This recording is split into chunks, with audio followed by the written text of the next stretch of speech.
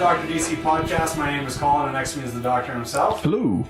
And as always, we are joined by our producer, Richard. Ahoy, boy. Each week we talk about the world of DC Comics and field questions from listeners like you, while I tell a story of a girl who cried a river and drowned the whole world. Because though she looks so sad in photographs, I absolutely love her when she smiles. That's probably the most accurate one so far. I'm really happy that you went through that whole thing. Yeah, Just a reminder. Shut up. We have a guest tonight. Oh my god. And he just showed up. And his name is Chad Smith. Hello. Hello, Chad Smith. Thanks for having me. Welcome to our It's a podcast. our little bedroom podcast. Oh, I thought you were looking for the word of like what we call the studio. That's like The doctor's office, I thought. Oh yeah, I was going to call it the Batcave again. That we settled on? I don't know. It's the Dr. DC podcast. We're in what is my office of my house. That is true. Yeah. So Chad, welcome. Thanks for coming on. Maybe.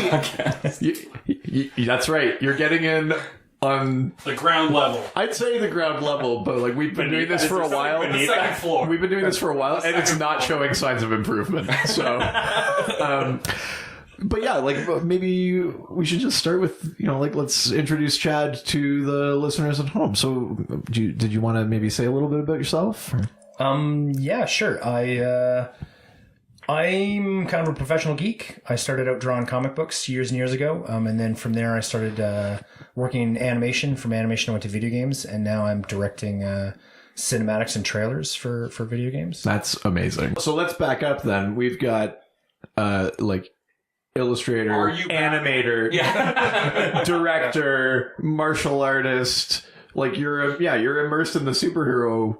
Or not even superhero, but just like comics, superhero, video games, things like that. He has sex with models on the weekend. And you can do martial arts. Are you a crime fighter? You're right. We should. Yeah, no, I like that's a loaded question. He didn't deny having sex with models. No, he let that go past, so I'm going to hold them to that. Just don't tell my wife. She could be a model. Yeah, I was going to say. This is true. We should. Wow, there's so much to cut out now. We rarely cut in. Yeah, no difference in any other podcast that I don't edit. Well, I mean, maybe like the follow-up question then is, so you're kind of immersed in kind of geek culture and that world. What was your first introduction to those things? Like your gateway drug. Not professionally, but like do you remember the first comic you read or anything like that? Yeah. Kind of twofold. The Superpowers cartoon from the 80s. Oh yeah. You guys was a want big to deal. get a room? Or? Oh yeah. Sorry. That's actually the theme song is my cell phone ring. Oh. It's I've loved it since the first second I saw it. And then how's your wife feel about that? Oh yeah, so I've been with my wife for a long time. My wife is one of those women that tolerates the fact that I'm a nerd. Like in the 21st century, there's lots of women who are also nerds, but not your wife. Yeah, back then they were few and far between. And so yeah, she just tolerates my nerdery. Right. But to get back to your question, the other thing was I was on a family vacation once, and my dad bought me a paperback, before graphic novels. It was a little black and white, paperback novel size, Uncanny X-Men. Oh wow. And I carried that around with me forever and ever and ever. And then when I was in elementary school, I started collecting comics, and it's kind of really stopped from that point. So you still do?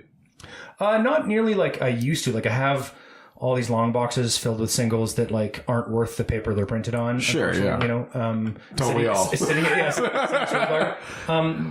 And since I've gotten older and started working and had kids, I don't have as much time to devote each month. So in a way, it's kind of nice because now I just I pick up a trade and I just have to worry about that. I don't have to worry about the continuity, right, where it falls in the timeline. I just get to enjoy a great comic. Exactly. If you had to think through your sort of mental catalog of your long boxes, is there anything that you're really proud of that you managed to get an issue of, or something that really stands out, a particular story or anything like that? I always liked sort of off the beaten track characters. I was never sort of an A-list sort of guy. Right. I really like the Green Lantern and Nightwing, which are sort of not, they even make fun of the fact in the Lego movie that the Green Lantern is sort of not the coolest character. Yeah. The movie didn't help either. Yeah. Dude. You're a fan of a not so popular character, aren't you, as well? He's going to be popular. Okay, previously unpopular. He's the diamond in the rough. Yeah, Aquaman. So, Yeah. Okay. I thought we were talking about Ragman. You know, you like Ragman. No, and apparently so does our audience. Yeah, Ragman's cool. our most listened to He's super episode. cool. So, how do you feel about this Aquaman, like the movie Aquaman coming out? Oh, I'm so excited because when I was sort of starting to be aware of superheroes was right in the 90s when Aquaman had like the long hair and the hook hand and kind of looked like a badass. So this is the one that I've been waiting for quite some time. So yeah, maybe he'll even get the hook hand at some point. Don't do that to Jason Momoa. No, he's too good looking. And he has such great tattoos on his forearms. Right. It's like That reason alone. Yeah, right? Well, he doesn't have them on his hand. That's true. I do like that, you know, the initial question, like, what was your first comic book? Uncanny X-Men? Like, fine, like, I'll let it slide. Dr. DC, we're talking about Marvel. It's okay. Quick turnaround, though, with the Green Lantern and Nightwing references. Well, I will say this. I believe his name is Jose Luis Garcia Lopez, who has, like, you know, an awesome name. That's a but he's the guy that drew all of the production artwork for the Superpowers cartoon. Right. So all these like elongated poses and like really sort of like perfect anatomy and like he's probably one of my biggest influences as far as being an illustrator. So as a kid, like even watching the cartoons, and he did all the character designs for the cartoons. But I remember like Petrocan used to be able to get, like, if you filled up your car with gas, you'd get a free action figure. Oh, they should bring that back. Yeah, I still have them. In a Rubbermaid bin right next to my singles and long boxes. You know, like, they were cool toys. You'd like squeeze their legs and Batman's arms would punch it. Right. Like, if it was the Flash, he'd squeeze his arms and his legs Do you would know ride. what? I actually think I had a Swamp Thing Okay. toy that did that. It probably wasn't from the same thing, but I like remember like that kind of action figure. Yeah. I feel like we have a co-host that if you squeeze him in the right way, something will get... Oh, fuck you. I was going to ask That's what I was getting at. Sure. Does your wife let you have, like, an office full of this geeky shit? Or do you have, like, there's, like, a space in your garage where all these totes are? I have the most distilled collection of my, like, sort of nerd aficionado in my house because I live in Vancouver. So we have Limited space. Yeah, we have a tiny little condo, but I have all of the stuff still packed away. And when we first moved in together, before we had kids, we had a bigger place and we like rented. I had an office that had like action figures all around and like. So you had, like, a 40-year-old virgin room. Yeah, basically. I was going to say I'm kind of picturing this storage unit like the warehouse in Raiders of the Lost Ark. I was thinking of like, But it's just- what's just that TV long show? boxes. The Warehouse something. What, Warehouse 13? Yeah. I've never seen it. Is there a warehouse in it? No, it's all just a long con. Yeah. We're gonna get there one of these seasons. That's what I would do if I was writing it. No, that's awesome. I'm always curious what people's sort of like intro to things is. So you were talking about Lopez's artwork and that it was a big influence. So when you started just kind of drawing or doodling, again, like not professionally, were you starting with superheroes? Was that like the place you started? That was like, I've spent my whole life doing certain things and like being around artists is one of them. And every single artist, I feel like if you hit them over the head with a shovel in their like half conscious stupor, they would start to draw like one of three things. And for some people it's like cars, and for some people it's like pinup girls, Right. You know, and for me it's always been superheroes. It's always been superheroes, like as long as I can remember. That's awesome. Surrounded by my people. So the Doctor had his influence came from his dad, right? Okay. Your dad handed you down all of your comic, or not all, but like the intro. He just held my eyes open and turned the pages in front of me that until. sounds like Richard's uncle. That's not what he held open. Oh no! Oh god. So like, who was the person who kind of like broke open that shed of light through the crack of the tree? You sure you're not talking about my uncle? Dark metaphor. You guys have the same uncle? Yeah. I don't know if I would, to be honest, necessarily pick like one person. You know, my brother Jonas drew a lot when he was a kid. He was really good at it. What? Yeah, he was one of those guys that was like really smart and had a clear vision in his head. Like I met a lot of artists that the thing they do the best is they have a clear understanding of what they want to accomplish first, and then their technical skills aren't necessarily super polished or like sometimes it's just like an intuitive kind of sense of what to do. Right. And there are lots of comics that are like the level of illustration is not the most fantastic thing you've ever seen, but the clarity of like the vision is so it's so clear that the comic book has its own kind of charm. Right. And Jonas was that kind of guy. Like he designed a lot of like album covers and t-shirts when he was in a band. That adds up. And he would just see it in his head and draw it, you know. Wow. So Jonas drew a lot, and then my dad, when I was in high school, I wasn't the smartest kid in school, but I wasn't bad at like math, and I really liked physics. Right.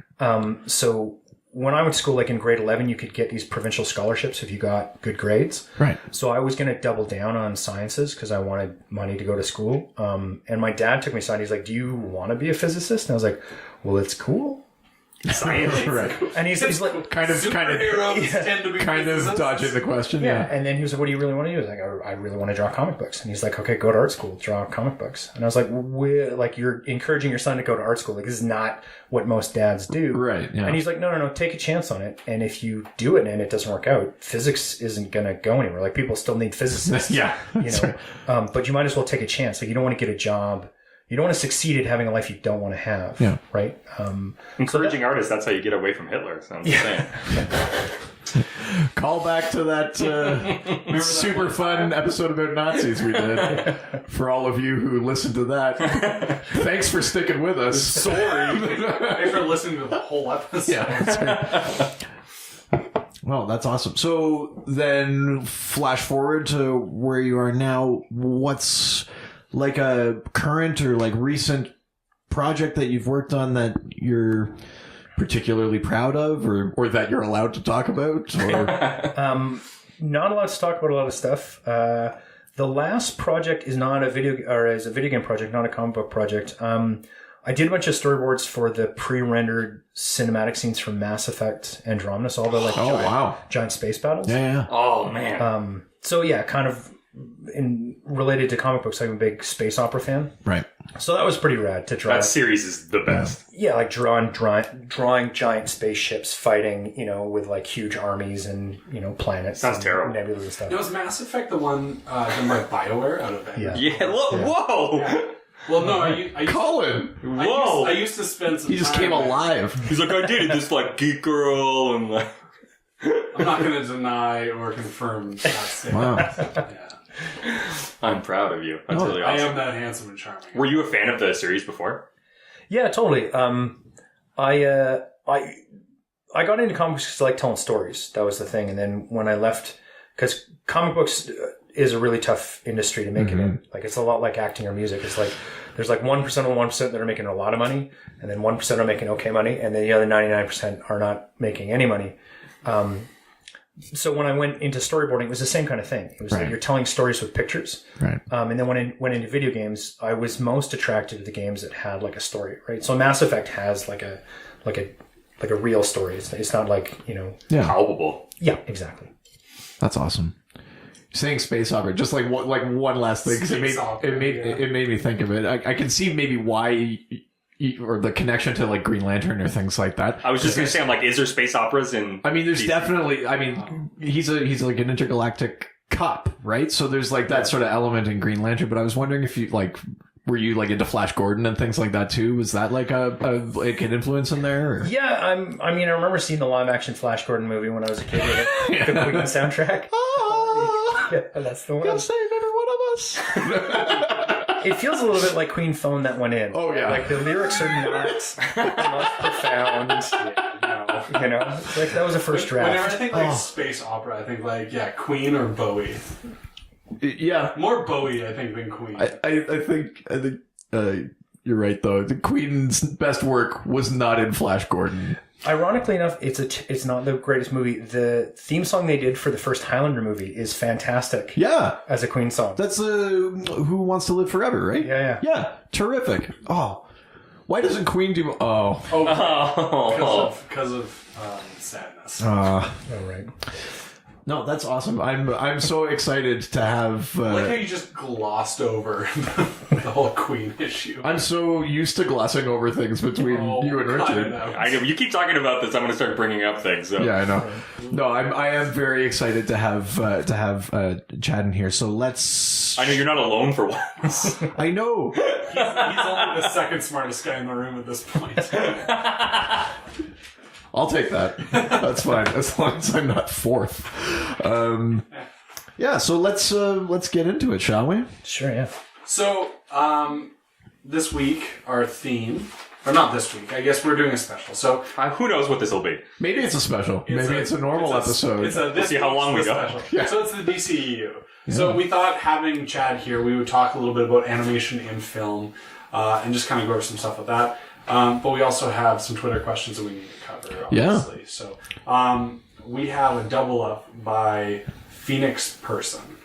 It's Stump Chunkman. He changed his name. Yeah. Stump Chunkman. Remember Stump? Son of a gun. Snuck in there. Stump Chunkman. You sneaky Chunkman.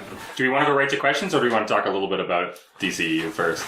Well, maybe just a quick recap. I'll just throw over to Colin. Do you remember what DCEU stands for? Oh. Yeah, the DC European Union. Yes, that's right. That's right. Represented by DC Belgium, Yeah. DC Italy. Yeah, DC Spain. DC Britain left. Yeah. They did a... DC Brexit. They did what we were calling Dixit? Dixit, yeah, that was right, yeah. Dick move. Right. So the DCEU... is the extended universe. Oh, we're so proud. You guys are such dicks. I just... I feel no, like Is it the condescending tone? I feel like you guys would have voted for Dixit. I was being sincere. I feel very, paternal, like I'm I was guiding you being an through this. asshole. Just because your beard is bigger doesn't mean anything.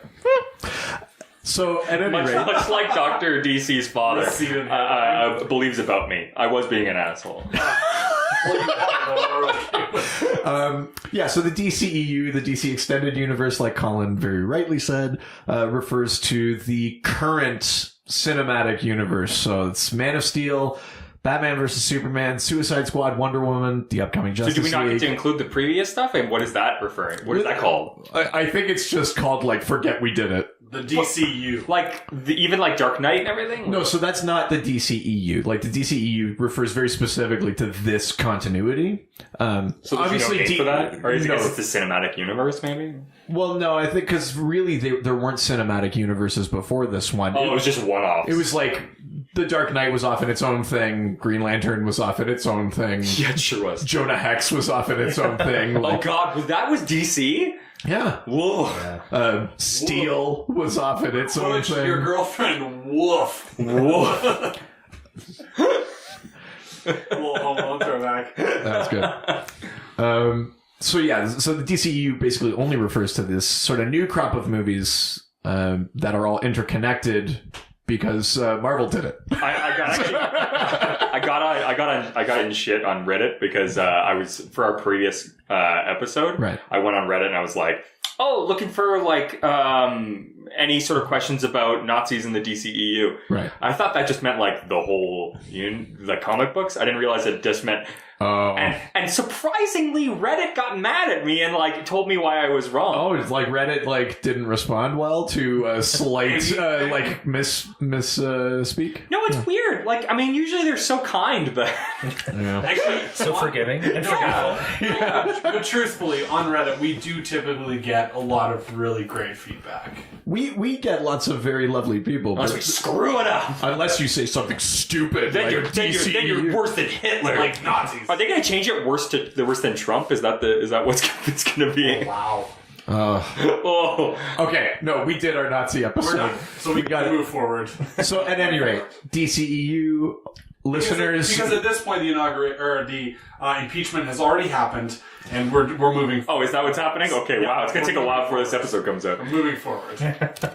Chad Smith is not alive anymore, unfortunately. I was killing the revolution. That's right. can you hear the people say? Les Mis? Fuck you. Okay. So let's. Well, maybe just before we get into questions, have you seen the current DC movies, or are there ones that you deliberately skipped? Or I did deliberately skip a couple. Okay. I skipped Suicide Squad. Right. Like everyone else. That's yeah, well- probably Oh, fine. jealous. The thing. Did you watch it?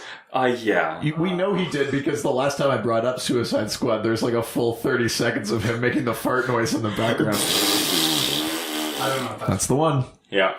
So yeah, I found that like I make a lot of trailers now as a director, and the trailer for Suicide Squad was too good. It was really good. like, Oh, so you got suspicious. Like they were trying to make out for something. Well, like Man of Steel, the first like Zack Snyder Superman movie. Great trailer. When I saw the trailer, I was just like, oh my god! Like he's got a beard, he's on fire, he's like saving an oil rig, he's like running through someone's backyard stealing a flannel shirt. I was just like, what is going on? The whole movie must be like that. Yeah. And then I was kind of disappointed. And so when the Suicide Squad trailer came out, I was like, they paid someone like just as much money to make that trailer as they did to make the movie because the movie's now that good. So I had actually, I this is possibly unverified, but I had read an article that basically said that they sort of handed the final edit of the film over to the same They did it. firm They did a cut. that did the trailer because did the a cut. trailer, the response was so positive. They were like, "You guys should just cut the movie." But they're like a marketing company or something. Or some. I mean, this could be totally unverified. No, that is true. Is They it? did give them a cut, Right. and they did it, and then they didn't use it. So I'm curious. so that's not what the actual. That'd be I wonder Insane. what that movie would look like. Yeah. Oh, sorry. I thought that's why the movie is so poorly cut. Oh, I don't think they used that version. I'm pretty sure that they saw it and then didn't use it, but they did give them a crack at it. Well, now I'm kind of curious. They probably give Jared Leto way too much screen time. yeah. Really? There was already so little. It seems like the movie has like the inverse of a cult following. Like, they say like a cult following happens when like the marketing message is wrong. Like a film or a TV show gets marketed incorrectly, people have the wrong assumption about it, and it kind of doesn't do that well. And then it takes a little bit of time before people discover it and they realize that it actually has like a lot of merit. They find it on its own terms. Yeah, exactly. And it seemed like Suicide Squad was the other way around. It's like the marketing was so good, everybody jumped in and they were just like, ooh. Right. That reminds me of actually going back again. The TV show is Supernatural. I remember the original advertising for it was hot guys, hot show. Really? That was the CW's advertising for it. That's very CW. And so I didn't watch it. I didn't watch it for like, I don't know, like 20 years because like it's still going on somehow. That math checks out. No, it's in its 13th season. It is. Right now. They're going to one more. And the only reason I know this is because a friend of mine who is actually from White Horse. Is that in quotation? No, a girl I went to school with, her name's Kara Alaric. She does hair and makeup for the show this season. What? She's so stoked on it. It's so cool to talk That's to her pretty cool. about what's going on. That's really, really cool. But yes, that was the same thing where it was just, and so I didn't watch it forever. And it was really good. This was like definitely the reverse. But now that makes me actually really, really scared for the new Stranger Things season because they've got fucking Thriller as the soundtrack for the trailer. That's a lot of money to spend on a trailer. That's that's gotta be like $1 million just for that song. It would be only more expensive if it was a Thriller Beatles mashup. Or something like that, yeah. God. Exactly. Ooh. No, hold on. Not even a mashup, just playing over each other. Just like a wall of sound. All the Beatles catalog. Who does? Paul McCartney. He got them all back? Yeah, he got it all back. What? From Michael Jackson? After the estate, he got it all back. Oh. So maybe are they cheaper now? Maybe. Probably not. Yeah, she'll lick your feet. Sorry, my dog's in the room. I should probably clarify. Okay, so at any rate, I'm sure Suicide Squad is going to come up. So I am a little bit looking forward to that. But yeah, let's get into the questions. We'll sort of dive into these movies, and I'm sure we'll all have varying degrees of opinions on them. Ranging from that to rave review. So, Stump Jumpman on Twitter. Stumpy Stump says, too much setup for Batman v Superman, just what happened in general. He wrote a lot. I diluted it down. Did you stump the Jumpman? I stumped his Chunkman. Chunkman. Never mind. So I think what he's referring to is the idea that in Batman v Superman, a lot of that movie's runtime is kind of dedicated to setting up future stories. It's basically trying to set up the Justice League, which, maybe dilutes the main story. But then again, the subtitle of the movie was Dawn of Justice. So maybe you should have expected that. I kind of want to throw right over to Chad and just say, like, what did you see the movie? What did you think of it? Did you kind of have the same opinion? Like, there were too many things happening?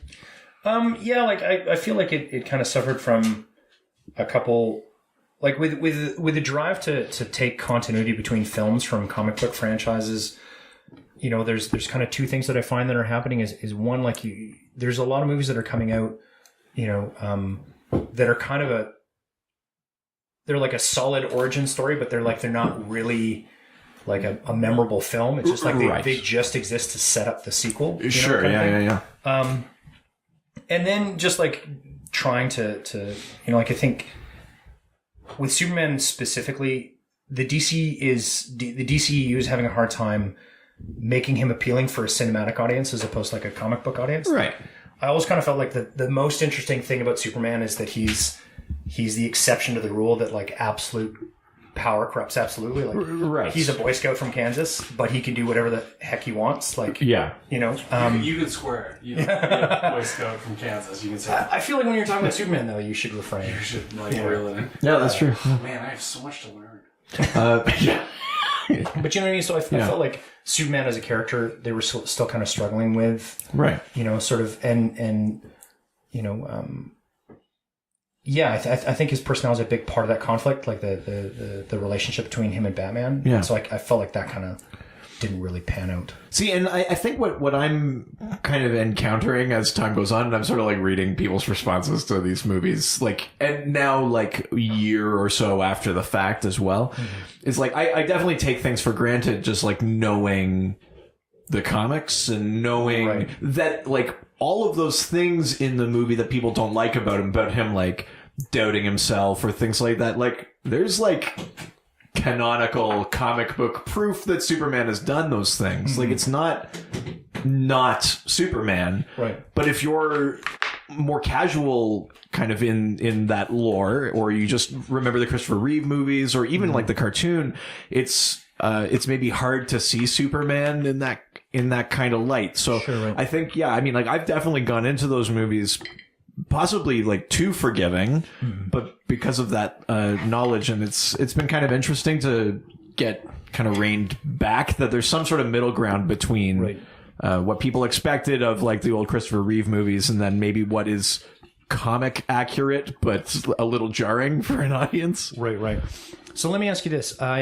You know, in my line of work, I've watched movies over and over and over again. Sure. You know? And like, some of my favorite movies are movies that are not what I would call like good movies. Oh yeah, absolutely. You know? And I make no bones about it, but through repeated watching, you start to appreciate things that you probably don't see the first time around. Yeah. You know, and then on the flip side, like, I've worked on, you know, you work in marketing, you know, you develop assets for marketing. Yeah. And it's kind of the other way around. You, like, continuity doesn't matter. Right. Even like things like anatomy or perspective don't matter. Sure, it's all about creating something that, like, within a split second somebody recognizes and they understand, and they expressly don't think about it too much. Right. You know what I mean?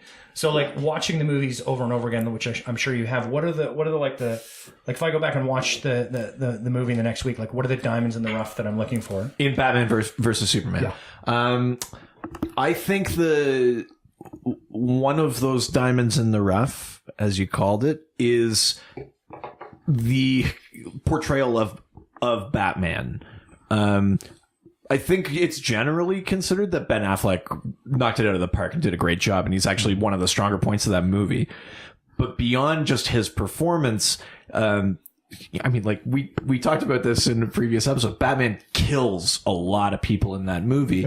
And that's jarring because Batman's not supposed to do that, regardless of whether or not he's done that already in film, which he has. But if you look at, like, the narratively, like, where they start in Man of Steel, like, Superman is just on the scene. Most of the world doesn't even know that there are other people with powers. That's only slightly revealed in Batman versus Superman in those files that he steals from Lex Luthor. So if you're Batman and you've been at it that long and your Robin's been killed, and, like, the world is hopeless, and then an alien falls out of the sky and half of Metropolis is destroyed, like, that's not going to make things any better. Like, I actually think that the thing that movie got right was that in the context of that world, if you imagine that Superman is new on the scene, and you take for granted, or you take into account the destruction from the first movie, and then you assume that Batman's been at it as long as he has, I think that's exactly the type of story you're going to get. And it might not have been what people wanted to see. They maybe wanted to see a bit more like the world's finest, like them actually kind of teamed up. But when you look at like where they were coming from, like narratively, I think that's probably like the best unappreciated part of that film is like how broken Batman is, and then how Superman kind of sacrifices himself and will bring him back for Justice League. Right. That's a good point.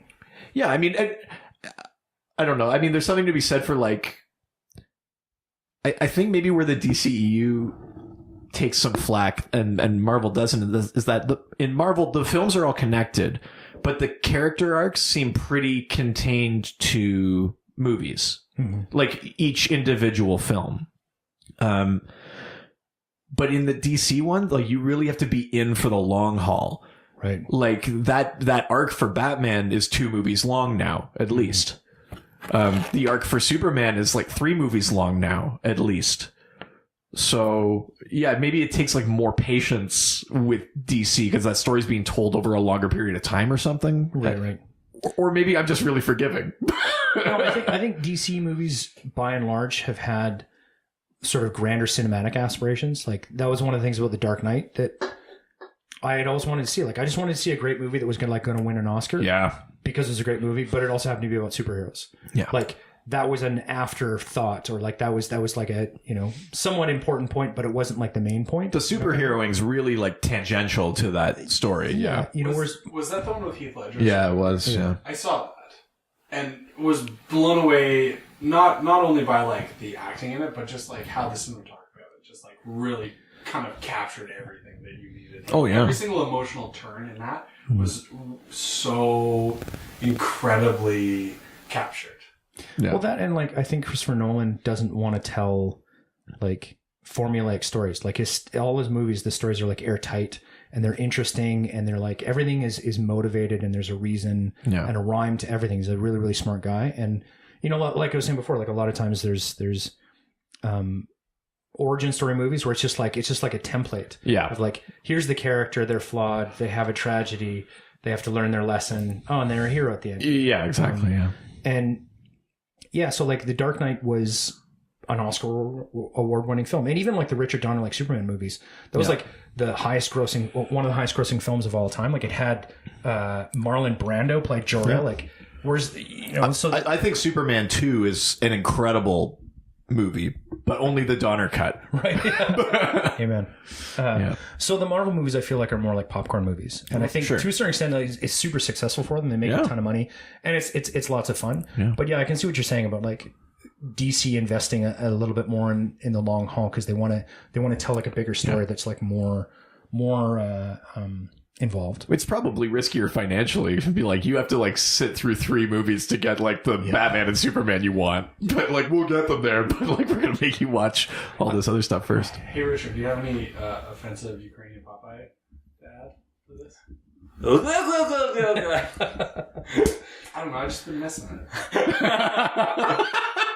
Do you know what? I was too. Right? Oh, guys. Yeah, I mean, like it's always so great to see you like get to really like shine and get so glowed up about instead of just defending yourself against us. Oh, not only am I happy, I am rock hard right now. I'm so sorry. This is why you're never welcome on the couch. Yeah.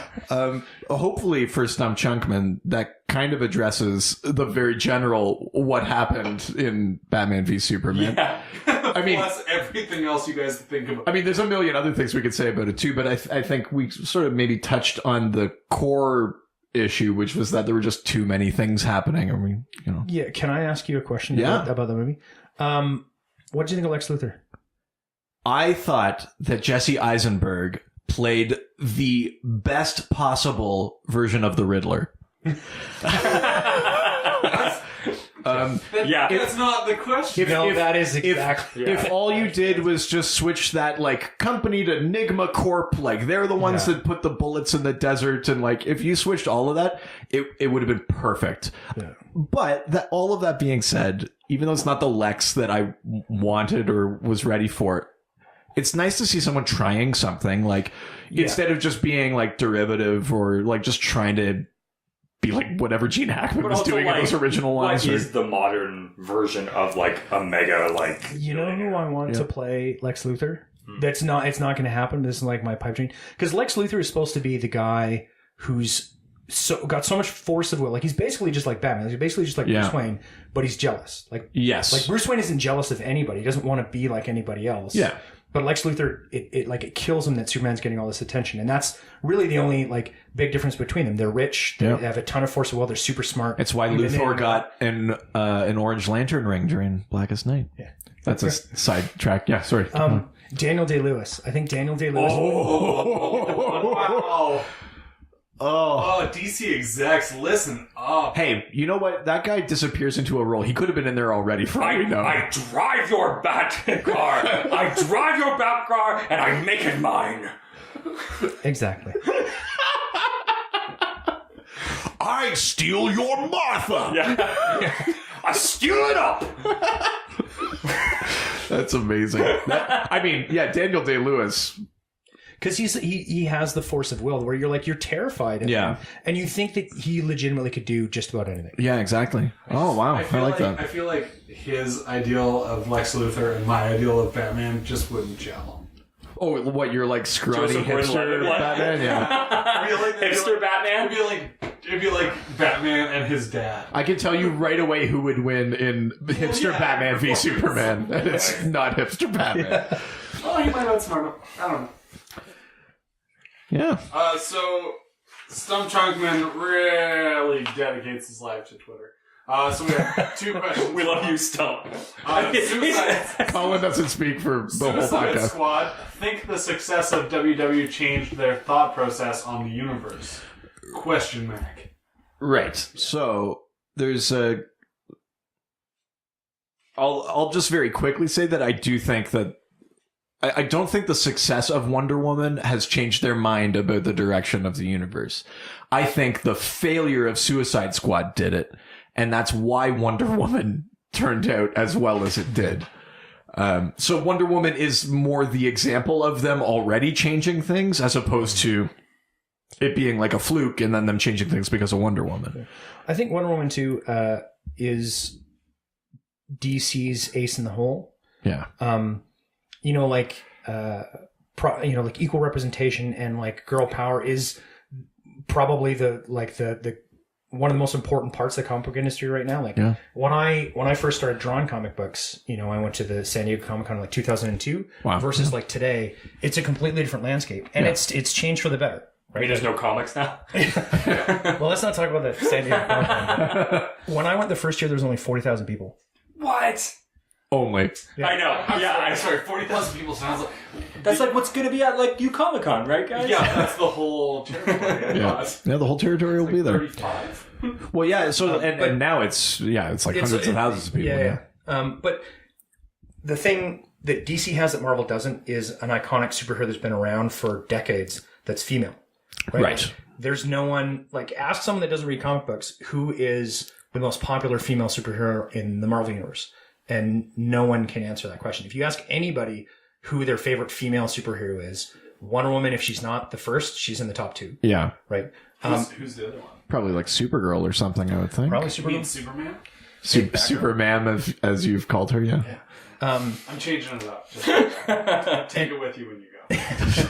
And so I feel like for the DC EU to succeed, they really had to stick the landing. Yeah. On Wonder Woman. Like if Wonder Woman had been as good as Suicide Squad, there would have been a lot of trouble. Yeah. Right? Because now they have something, and they totally stuck the landing. It's a great movie, Yeah. But now they have something that Marvel doesn't. I know Marvel's going to double down on. I think it's going to be Captain Marvel. Yep. But there's just no history, right? Like my mom has never read a Captain Marvel comic book, but I guarantee at one point she read one. Yeah, I mean there are some contemporary Marvel comics that are like actually quite good in that territory, like Spider-Gwen and She-Hulk and Captain Marvel and Ms. Marvel and all sorts of characters like that. But you're right, with the longevity of Wonder Woman, there's nothing else. Yeah, exactly. Like it's great. I'm not saying the Marvel universe doesn't have great female characters now. Like I said, the landscape has changed and it's changing for the better every day. But they don't have that legacy. That's true. Yeah, Spider-Gwen Spider-Gwen. Does whatever a Spider-Gwen. Yeah, so that's a little brief chat about Wonder Woman, but very generally, Suicide Squad. Thoughts? Colin, did you see Suicide Squad? I think I watched like 6 minutes of it. Yeah, you saw Suicide Squad. Yeah. That's enough. okay. Like the first 6 minutes? I saw the bit at the start where they're like, we're going to get these people out of jail and they're going to help stuff. It's called a trailer. You saw the trailer? Oh, I saw the trailer? Oh, that's what that was. Yeah. Yeah, the best part of the movie. Yeah, it was weird. Like, I saw 6 minutes. A lot of Jared Leto in that. I saw like 6 minutes of Suicide Squad, and then a different movie played. Yeah, He was great it's in weird. the trailer. I was like, oh, great. He's going to be in it. It was just like, ooh, Margot Robbie. Oh. So Maybe her as a normal person, yeah, but her as a terrifying bat-wielding human being, I don't think I need that. No, she's wonderful. I will say, You're a terrifying human being. on that note, I do think there were some great performances in that movie, in spite of its terrible script and editing. And those ones are Margot Robbie as Harley Quinn, Viola Davis as Amanda Waller. I can't believe I'm saying this. Jai Courtney as Captain Boomerang, Will Smith as Deadshot. Those performances. It was Will Smith being Will Smith. To be honest, like, I think it's in the Honest trailer or something like that for this movie where they take the shot of like Deadshot on the car shooting all of like the putties and basically say like, this is the moment where Will Smith was like, I can save this movie. Where he's just like acting so hard to try and salvage this thing. And I kind of agree. I think those 4 performances are really like the thing that stops it from completely imploding. Does it have any diamonds in the rough like Batman vs. Superman? Yeah, the boomerang that does Oh never my come God. back. Yeah, the Diamond Rough. That diamond's name is Margot Robbie. Actually, I think the diamond in the rough, and it's too bad that the script doesn't treat this subplot better, but the diamond in the rough could have been El Diablo. That character has a bit of an arc that's not explored enough in the movie, but if you had written it properly, you could have earned like the moment. But basically, for those listening at home who aren't familiar with the character, El Diablo has fire powers. He was like a LA gangbanger, and he accidentally kills his family when he loses control of his powers. Such a great character. Yeah. And then he refuses to use his powers. He like won't raise his fists in anger, but he's still recruited into the Suicide Squad. And then through like the camaraderie of the squad, he eventually sacrifices himself and is killed to save the day. They don't fully earn it though, because they don't give that subplot enough time. So like he comes out at the end and says like, you can't take my family, and you expect everyone to be like, oh, like bro, we're not that close. Like, it's fine. Like it's fine. Just it's all these people are not. it could be like a Fast and Furious thing where it's like, I don't have friends, I have family, but like they didn't build it up enough. So I think that's a bit in the movie that I really want to love, and I think Jay Hernandez, who plays El Diablo, is doing a great job with it, but they didn't wasn't enough. They didn't give him enough, yeah. Like, Viola Davis was awesome. Oh, so good. I mean, there's nothing that she can't do, but you could see that, like, she was just like, I'm going to be in the least amount of this. I'm going to be by myself the most. Yeah. Like, it was all just, like, individual performances from her, and then, like... It's a lot of her on a screen. Yeah. Yeah. Have you guys ever read the rules for the Super Friends drinking game? Ooh. Oh, no. That feels dangerous, but... You will not survive it. I smell video content. But one of the rules is anytime the view screen at the Hall of Justice turns on and the person on it is wearing a hat, you have to take a drink. And it's But how are you supposed to know what they do if they're not wearing a hat? Oh, that's amazing. every single episode. That's amazing. Wow. I've never thought of it like that before. Just like the flashes of hats going in your brain right now. Yeah. How drunk are you based on? Oh, I'm dead. Yeah. If I watch that and play that game, I'm dead. Blind. Oh, dude, yeah. One of the other rules is anytime somebody uses a catchphrase, you have to take a drink. In that show? Oh, Jesus. Yep, video content. Yeah, that's right. Hulk gonna get smashed. Yeah. Did we cover? I think so. I mean, like, I'm sure there's only 4 movies out so far, so I'm sure we'll come back to them, you know. So we're going to move over to Facebook. Yeah, let's do it. Go to the face and the book. Go to the Facebook. No. I mean, that's not the worst one he's done. No, but it's not the second best. No, that's true. It's not the second best. If you want to tell us what my second best song was. Hashtag second best. There we go. On Twitter? Yeah. Oh, okay. So on Facebook now, Joe Loria says in a questionable fashion, can you do an episode devoted solely to DC movies where they succeed and where they failed? Well, Joe, if you've made it this far, you'll know the answer to this. But Suicide Squad is the fail? well, but let's. I Green mean, Lantern's the fail. here. Why don't we do this? I'm a little. Let's just do like a quick fire round, and then we can like delve a bit more into it. But the 4 movies that are out so far: Man of Steel, Batman v Superman, Suicide Squad, Wonder Woman. Just give like a quick like how you liked them, good or bad, or like best ever or whatever, and then we could like discuss. I'll go first. Man of Steel, great. Batman v Superman, good. Suicide Squad, like and Wonder Woman, great. You did that in a really weird order. That's the order that came out in. It's the only order. Chronological order. It's the only Okay, order. fair enough, but you started. Yeah, you would think it would go good to worst. I thought you said it would go Oh, I see what you're saying. Yeah, no, sorry, I was just going in the order of the Well, I movies. passed because I've Nerd seen brain. 0 of these. Sure. So just like on we go. Richard. Wonder Woman, and then the worst is Suicide Squad. Nothing else in the middle mattered. Okay, interesting. I haven't seen Suicide Squad, as I said. So you can say it's the worst. We can just assume it's the worst. I would say that Wonder Woman, like I said, they stuck the landing, so I'd say that movie's great. Man of Steel and Batman vs Superman, I felt like had great qualities, but there were too many missed opportunities. Like, Sure. It's almost more frustrating with movies like that, where it's like, but it could have been so much better, Right. You know, where you're like left with those lingering questions. So I would say that like maybe Suicide Squad, it sounds like completely missed the mark. Yeah. Whereas the other two, like, you know, somewhere in the middle, and then Wonder Woman. You know, Man of Steel was filmed parts of it very nicely. Okay. Now, I legitimately love I know Man you of do. Steel. I know you do. Like I was waiting for with basically no reservations. So how So what I want to flip this around and say, what do you consider to be like the missed opportunities of Man of Steel? For me, the biggest missed opportunity was Lois Lane. Okay. Lois Lane is supposed to be a woman that is so like assertive and confident and like brave and respectable that a guy that has the power of a god falls in love with her. Right. And he loves her so much he won't tell her the one thing that would get her because it might put her in harm's way.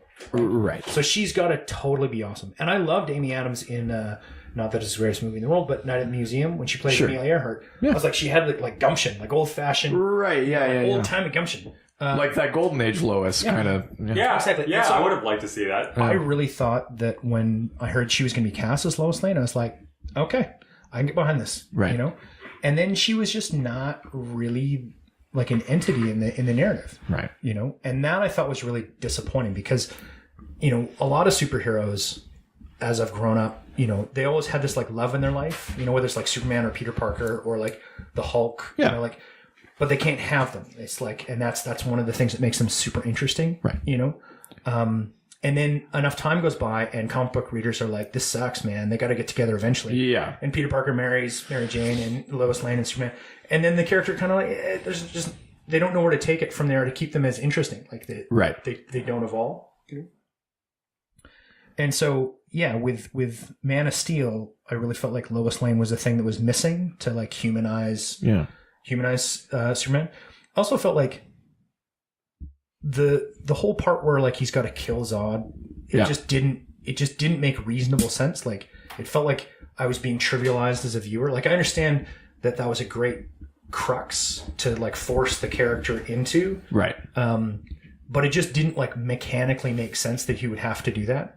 It's just like you just punch a dude through a building. Like you can't just like suplex a guy so his eye beams don't kill some people in a corner. You know, that part I felt was like a little bit thin. Sure. You know, but like I love the fact that they went to Krypton. Like Yeah. Like really went to Krypton, not just like a crystal room with like Jor-El, but like you get to see the landscape and you see like you see Zod like trying to take over. Yeah, there's a real sort of expansive And yeah, Krypton like, scene. The idea that like Krypton is not an idealized place, like this whole idea that at one point it was just people wearing like silver suits with giant shoulder pads and like, you know, like underlit with a flashlight. You know, but it was like a real place. Because part of the thing about Superman that's super interesting is that, and you know, I'm sure you've seen the movie Kill Bill. Oh yeah. You know, there's that bit at the end where David Carradine has that whole monologue about how Superman is the man and Clark Kent is the mask. Right. I absolutely disagree with that. Yeah, I do too, actually. Clark Kent is the man. And the reason Clark Kent is the man is because Jonathan Kent is that person's father. Yes. Like, Jor-El is not his dad. Yeah. Jonathan Kent is the reason that he can be Superman. He's the reason that he's a Kansas farm boy, even though he has the powers of, like, a god. Yeah. Right? And so the reason Jor-El is really important is it makes that, like, trinity of, like, there's Superman, his dad, the guy that raised him, who dies, and then the guy he thinks of as his, like, biological father. Right. And that relationship is super important. It's one of the things that makes like the Thor movie super interesting. It's Yes. that, like, you have Thor and his relationship with Odin is like super important. Yeah. So I felt like that was something they did really well. And then the magnitude of what happens when Superman gets in a fist fight. Yeah. You know, like it has a little bit of a like almost like a Dr. Jekyll and Mr. Hyde aspect to it. Like you want to see Superman kick someone's ass. And then he does, and a building falls and kills like thousands of people. Well, like, because the person whose ass he's kicking has all of his powers. He can't. He doesn't get the luxury of holding back. Exactly. So it felt like the movie had a ton of weight. Like it was really serious. Yes. You know, and that like when Superman opened up a can of whoop ass, like it really mattered, and you start to understand like the pressure that he's under. You start to understand like why he wouldn't tell Lois Lane who he was, right? Like if you just had to do that, if you just saw that terrible thing happen, you know, and you're like, oh, I could totally tell this girl, but then she would know. Yeah. And then that guy that I just had to punch through a building might find her. Like then it starts to make sense. See, all of that, like I'm like agreeing as you're saying it. Like it makes perfect sense to me. I'm clearly going in as like the comic book fan, like rose-colored glasses a little bit. Yeah, like totally, definitely. And because what I just like took out of the Lois Lane thing is that they actually like show the journalistic bit. Like she figures out who he is. Because the thing that always bugged me is the glasses thing. Like, really? Like, you're an award-winning journalist? He's been there for 20 years. Like, he works across from you. So like I liked that she is the one that hunts him down. Like she outs his identity, right? Like from him, and I thought it was, especially in a movie about an alien invasion. Like, how do you make a journalist an important part of that story? I thought that was good, but I mean, just listening to you now, I totally agree with what you were saying. So now you don't like it anymore. No, I do. But you know what? I agree too that mechanically the killing Zod thing didn't make sense. Like, just in terms of like the way they were holding each other and like, now you're gonna snap his neck. But I think where I always come, and maybe it's the problem with the movies that they don't actually explicitly address this, but like the world only just found out about Superman. There's no prison that could hold Zod if he just knocked him out. Right. They don't know about kryptonite yet. They don't know about any of that. Well, except for if Lex Luthor. Well, but we don't know yet because they find that kryptonite later after Zod is that's right. dead. Yeah. The idea of like superheroes not killing somebody, I love, because I like people who have, you know, I feel like superheroes have to have a higher degree of personal integrity. Yes. Because they would just turn into assholes. To counterbalance the absolute power. Yeah. Says the two guys who like know how to do martial arts. Don't worry about it. Can kill both of us, but choose not to. That's right. Remember that. I didn't realize you did martial arts as well. Yeah. He does. Yeah. We'll It's have like to the talk about that geekier after. the dude, the more martial arts you do. Don't worry about it. I know zero. I did karate till I was 5. Yeah, then you realized you were cool and stopped doing it. for like 6 weeks, I think, and then I got kicked out because the guy that ended up being my neighbor, he and I would just beat the shit out of each other using new karate stuff we learned, and then they were like, "You can't come here." That's not really the right attitude. You're out of the club. You guys are clearly not going to be in the comic books. Just go home now. The thing with superheroes killing people, though, like I feel like that's an outdated sort of standard. That like the idea that someone is never going to do that in today's world with, like I said, like the increased gravity. Like Superman used to be able to get into a fist fight in the middle of Metropolis and no one got hurt. Yeah. Right.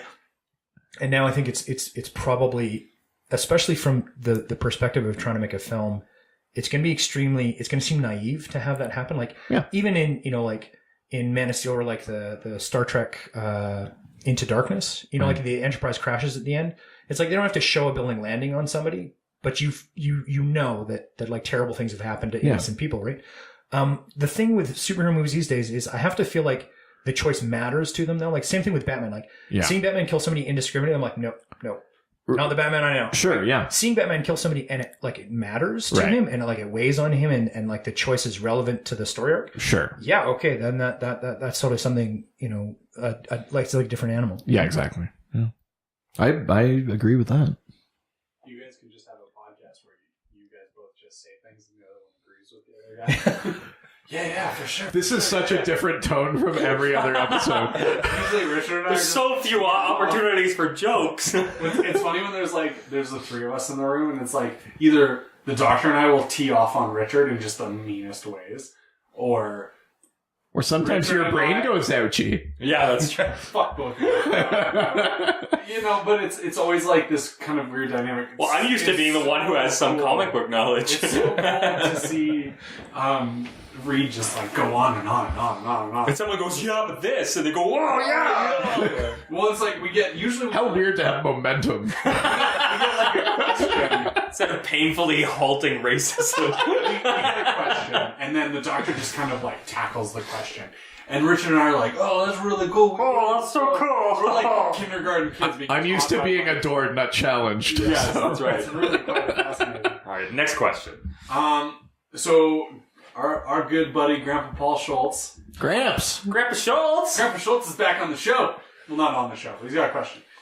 Superman seems to have died several times in the comic books. Mm-hmm. He also died at the end of Superman v. Batman. Supposedly. However.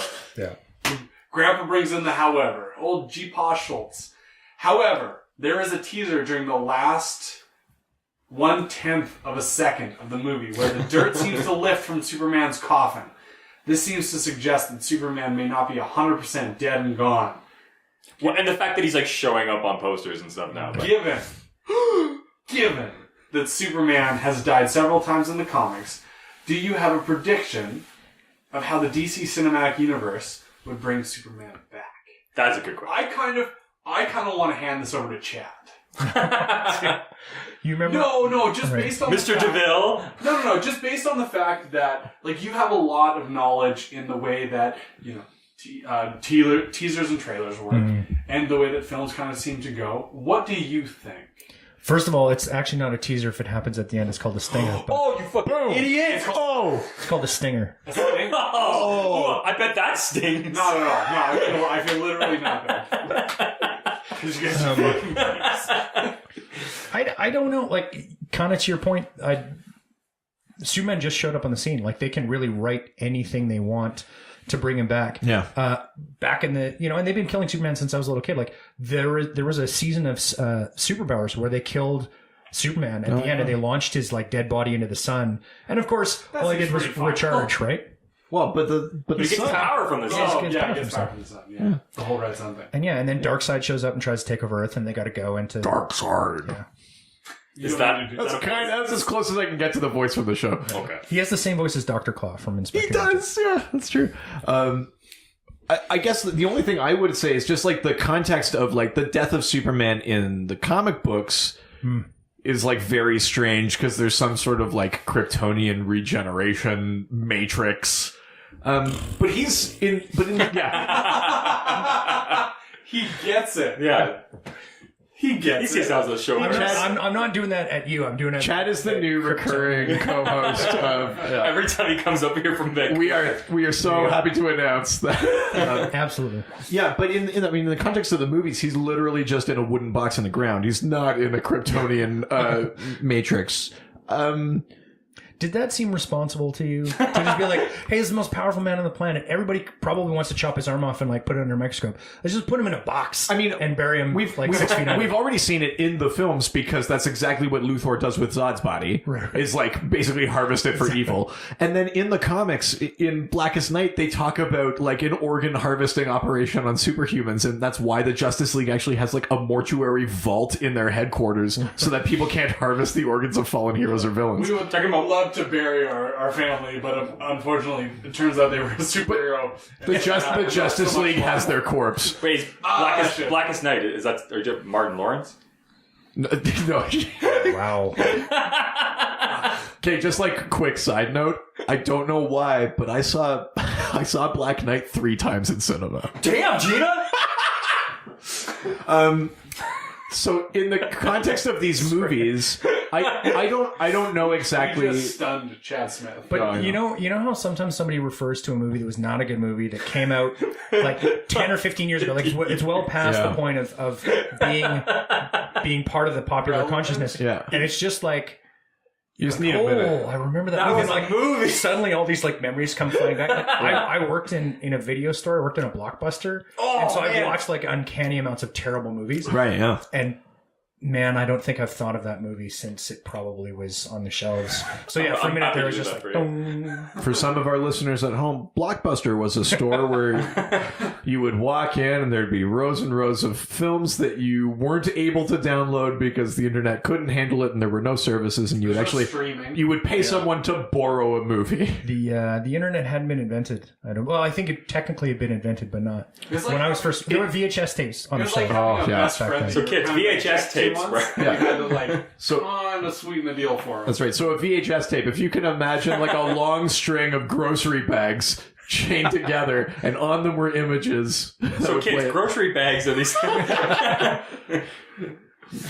This is like what is it, the Four Yorkshiremen, that Monty Python sketch? Like, oh, you're lucky you had a shoe. At any rate, what I was going to say is I don't know how precisely they'll bring Superman back in the context of the movies, but I suspect it's got something to do with like Darkseid. Like maybe Steppenwolf goes after the corpse to reanimate it, and they have some sort of New Gods tech that can do that. And something Darkseid. Yeah, something Darkseid. That's right. Science. I would be really happy if they brought Steppenwolf back, because that's, he's the main villain. Really? Yeah. Oh yeah. He's being voiced by Kieran Hines. You can even hear his voice in the latest trailer, and you can see him. Steppenwolf's in there. Okay. He does not look like the old cartoon or comic book Steppenwolf. He looks more like the modern comic book Steppenwolf with like the big horned helmet. It's gonna be rad. Yeah, it's pretty cool. I'm in. So lastly, all right, let's do it. We got another little hit on our website. Let's end strong. Let's do this before the battery on this our tiny little website that's both on the .c and the .com. Ian Jacobson asks, this is a DCEU question. Obviously, Suicide Squad was bad. Everyone's there it is. Sure. But I want to know, if the Doctor was pitching a Suicide Squad movie, if this one didn't exist, what would his Squad movie be? Ooh. So I think why the Suicide Squad movie didn't work beyond just like bad writing and editing is that the whole point is that they're villains that you send in as covert ops, and if something goes wrong, you throw them under the bus, and it's like non-attributed. Good concept. And all through this movie, they're in there with the fucking army. So like, good luck non-attributing them. They went in with Alpha and Bravo team with Scott Eastwood as GQ, which is a stupid fucking name. But so was he well dressed? Well, he's good looking because he's Scott Eastwood. But GQ. So thing number one, the Suicide Squad goes in alone, because then there's no one to rely on but each other, and that's part of the comedy / fear of that. So that'd be plausible deniability. Yeah, exactly. Thing number two, it can't be like a world-ending event, like a trash ring in the sky and a sky beam, because then like where the fuck is Wonder Woman? What it needs to be is like Amanda Waller. It could be as simple as Amanda Waller needs information that a particular character has, like maybe she goes after Batman. She knows Batman is recruiting the Justice League, and they need to break into the Batcave. They have that would be cool. Waller knows who he is, but doesn't want to reveal that he's Bruce Wayne for her own reasons. So she's basically like sending the Suicide Squad after Batman, but also trying to prevent them from figuring out he's Bruce Wayne. And they have to break into the Batcave and steal info. That is like a classic heist caper with crazy characters. I think that would be cool. That was great. They basically did that though in the Justice League Unlimited cartoon. Yep. And like the thing with the Suicide Squad is like it's not relevant until the world becomes afraid of superhero teams. Yes. Because it's like the government at first they're like, oh, hey, wait, we got superheroes. They can like help us out, and they're all really good people, and they wear brightly colored costumes, and like everybody loves them. And then people start to get scared of them, and then they're like, hey, we need a secret weapon. Whoa. Yeah. What if? Sorry, what was? Sorry to jump in. No, do it. What was the Ray? What was that one we just watched? That The Ray Freedom Fighters? What if? What if the Ray was part of the Suicide Squad? No, I'm saying, what if the Suicide Squad were the ones fighting against the, like, Nazi superheroes? Oh, so you would take the Suicide Squad movie and, like, put it on the alternate Earth. Like, so... Yeah. Yeah, that... DC execs, what's up? Yeah, you're always listening. You're always listening. Colin has a great pitch. Yeah. What? Did everyone just lose their tongues? Oh, hold on. What's this phone call I'm getting? It's weird. This episode's happening live. I agree that the Suicide Squad, the thing that is cool about them is that when they fight superheroes, right? Like, that they have to be the anti-superhero solution. That's right. And the anti-shark bat spray. Yeah. Right? Well, and that was kind of like, when we first started this, I think like the first episode in, I was like, if you have all these superpowers, like, how is genocide, like, all-out genocide not happened for, like, normal people who typically are kind of, like, against these superheroes? Mm-hmm. You know, like, how is that not taking place? And so that'd be a really cool situation, whereas the superheroes kind of become an issue unto themselves for humanity. Bad guys versus bad guys. And then good bad guys versus bad guys. The other element that wasn't maybe played enough in that movie is the idea of them trying to figure out a way off the Suicide Squad. So, like, in the movie, there's this very minor thing about the Joker, like, trying to deactivate just Harley's bomb so that he can get her out of there. And that's fine. But I think it's more interesting if it's the squad, while on mission, also trying to figure out how to deal with the bombs so that they can go and kill Waller for what she did just to them. One of them got killed, and they were like, okay, so now we're not going to do that. Yeah, the man who could climb anything. Yeah. Slipknot. The only character that didn't get a fucking introduction, like, I wonder who's gonna die. He's weird, he's wearing this red shirt. Yeah. That's right. Did they even have him included as like a special guest star in the opening credits? 'Cause that's exactly. The CSI touch of death. Yeah, that's right. Yeah, I mean, like, there's, I don't know, to me, the Suicide Squad movie, the stakes of the plot were too big for what that team is meant to be. Right. Like, they're meant to be covert. So isn't it like kind of, like you were saying, you know, Superman just shows up, right, in the DCEU. How is there like a vault filled with supervillains already? Yeah, well, I mean, like, there's this idea that there are already metahumans, like Wonder Woman's thousands of years old and things too.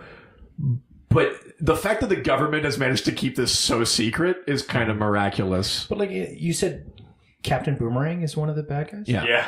Isn't he a Flash villain? He is. But the Flash doesn't exist until the Justice League? The Flash shows up in Suicide Squad. In, like, one of these cutaways where they show the villains being captured. Oh, yeah. Captain Boomerang is robbing a diamond exchange, and he, like, offs... As one does. And he offs, like, his, like, partner with a boomerang that doesn't come back because it's lodged in the guy's skull. And then the Flash, like, shows up and takes him out. It's just, like, a quick cameo, but he is in there. Oh, okay. Because the Flash has only just kind of started up. And again, chronologically, this movie takes place after Batman v Superman, so we already know there's footage of Barry Allen as the Flash because Lex Luthor had it. Right, okay. But he's very early career, I think. Yeah, but I feel like with the Suicide Squad, like it came a little too soon. Yeah, absolutely. Yeah. I think we did it, guys. This was Super Special number 3. This might be a full episode. Or just a regular episode. Number, insert number. This was so much fun.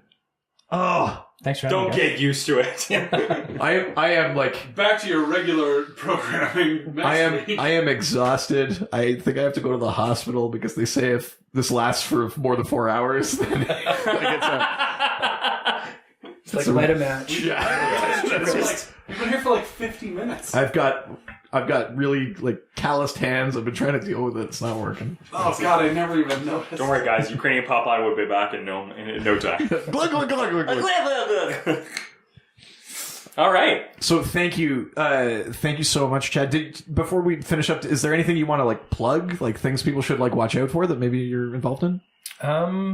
Nothing that I can talk about, to be honest. Oh, God, you're But play Mass Effect? Yeah, that's right. Yeah, Play Mass Effect, watch the pre-rendered cinematic scenes, not the in-game cinematic scenes. that's right. Specifically. Always pre-rendered. Yeah. So yeah, but I mean, thanks a lot for having me. This was a lot of fun. Yeah, that's Absolutely. awesome. Thank you so much. Anytime you're in town. Yeah. Sure. All right, Colin. Well, if you have any questions, you can hit us up on Facebook at Dr. DC Podcast. or on Twitter at Dr. DC. or at our email. drdcpodcast@gmail.com. You can check out any weird, goofy, idiot pictures that we post on Instagram at Dr. DC and Podcast. at our new websites. drdcpodcast.com or .ca. And if you go to iTunes, make sure you rate, review, and subscribe. Yeah, leave a 5-star review and what Colin does, and he'll have to read it on the air. Or I'll keep making ridiculous things. That's right. They are so ridiculous. Well, like Richard's big uncle always says, some kind of sign off. Adios. Thanks, Chad. Yeah. All the superheroes, they always fight for what is right. Live with danger and adventure.